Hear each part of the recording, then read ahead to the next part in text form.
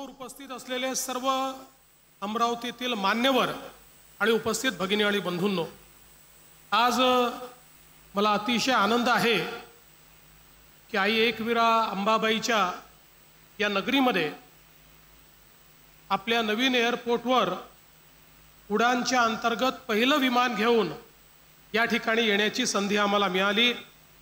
या निमित्ताने खरं म्हणजे राष्ट्रसंत तुकडोजी महाराज, राष्ट्रसंत गाडगे बाबा, त्याचप्रमाणे प्रज्ञाचक्षू गुलाबराव महाराज, त्याचप्रमाणे चक्रधर स्वामी आणि ज्यांनी खऱ्या अर्थानं शिक्षण क्षेत्रामध्ये क्रांती करून आपल्याला शिक्षणाचा परिचय करून दिला, ते भाऊसाहेब उर्फ पंजाबराव देशमुख या सर्वांच्या चरणी या ठिकाणी नतमस्तक होतो।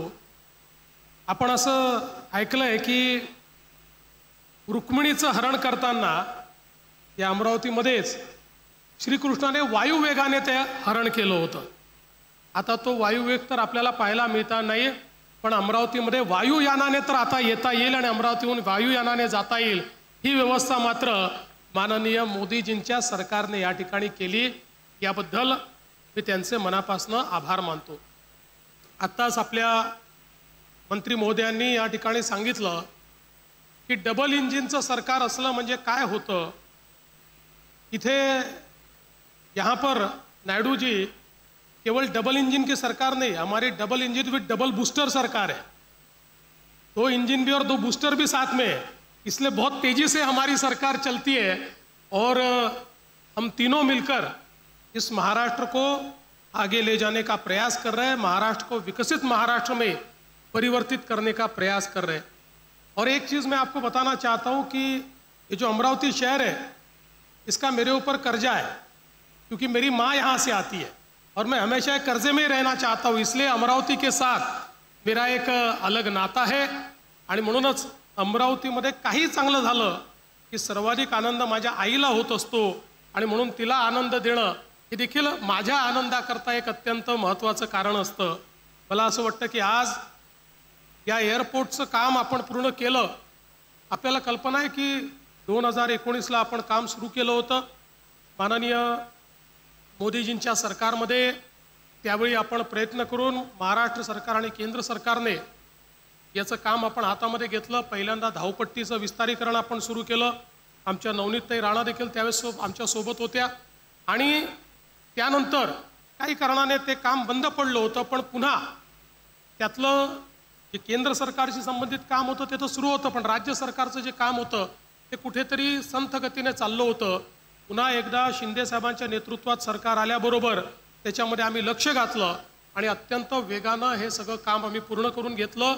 आणि आज मला अतिशय आनंद आहे की केवळ आपला एअरपोर्टच या ठिकाणी तयार नाही, तर त्या एअरपोर्टवर उडान या स्कीमच्या अंतर्गत केंद्र सरकारने आपलं पहिलं विमान या ठिकाणी दिलं आणि या पहिल्या विमानात बसून या ठिकाणी आम्हाला येता आलं।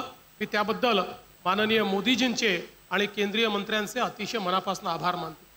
यासोबत दुसरं महत्त्वाचं काय आहे तर या ठिकाणी जी पायलट ट्रेनिंग स्कूल सुरू होणार आहे ही याकरता महत्त्वाची आहे की या एका पायलट ट्रेनिंग स्कूलमुळे आपलं अमरावती हे जगाच्या नकाशावर येत आहे। कारण साऊथ ईस्ट एशियामधली सगळ्यात मोठी पायलट ट्रेनिंग स्कूल ही अमरावतीमध्ये सुरू होते आहे आणि जवळपास दरवर्षी 180 पायलट हे अमरावतीमध्ये या ठिकाणी तयार होतील। जवळपास 34 विमानं या ठिकाणी पार्क असतील, जी विमानं या ठिकाणी ट्रेनिंग देतील आणि यातनं केवळ पायलट तयार होतील इतक्यापुरते मर्यादित नाही आहे। अशा प्रकारची पायलट ट्रेनिंग स्कूल आल्यामुळे मोठ्या प्रमाणात इकॉनॉमिक ॲक्टिव्हिटी सुरू होते, अर्थव्यवस्थेला चालना मिळते, वेगवेगळ्या पद्धतीनं त्याचे इनडायरेक्ट बेनिफिट्स हे जॉब क्रिएशनमध्ये खूप मोठ्या प्रमाणात होतात। आणि म्हणून मला असं वाटतं की मोदी सरकारच्या कार्यकाळामध्ये आपल्याला मिळालेली एक खूप मोठी भेट आहे की आता अमरावती हे केवळ एक विमानतळ म्हणून या ठिकाणी ओळखलं जाणार नाही, तर जगाच्या पाठीवर साऊथ ईस्ट एशियामधली सगळ्यात मोठी पायलट ट्रेनिंग स्कूल कुठे आहे तर ती आपल्या अमरावतीमध्ये आहे। अशा प्रकारे अमरावतीला एक नवीन ओळख या माध्यमातून मिळते।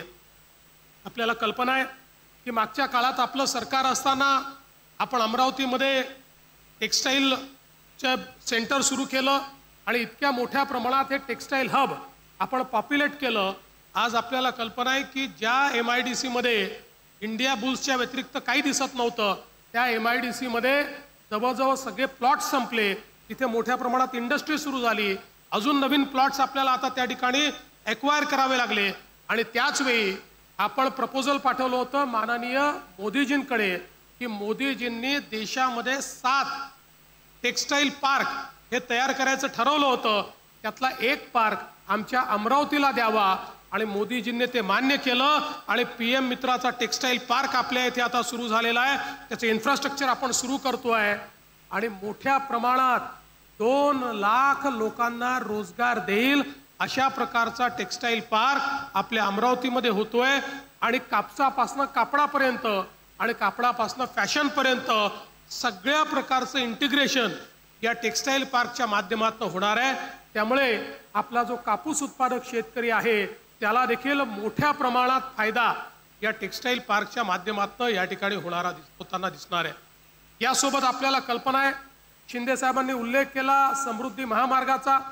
समृद्धी महामार्गामुळे एकीकडे आपण मुंबईशी जोडलं गेलो आहोत, JNPT पोर्टशी जोडलं गेलो आहोत आणि आता महाराष्ट्रामध्ये एक नवीन पोर्ट तयार होतोय, वाढवण पोर्ट, जो देशातला सगळ्यात मोठा आणि जगातल्या पहिल्या 10 मधला पोर्ट असेल.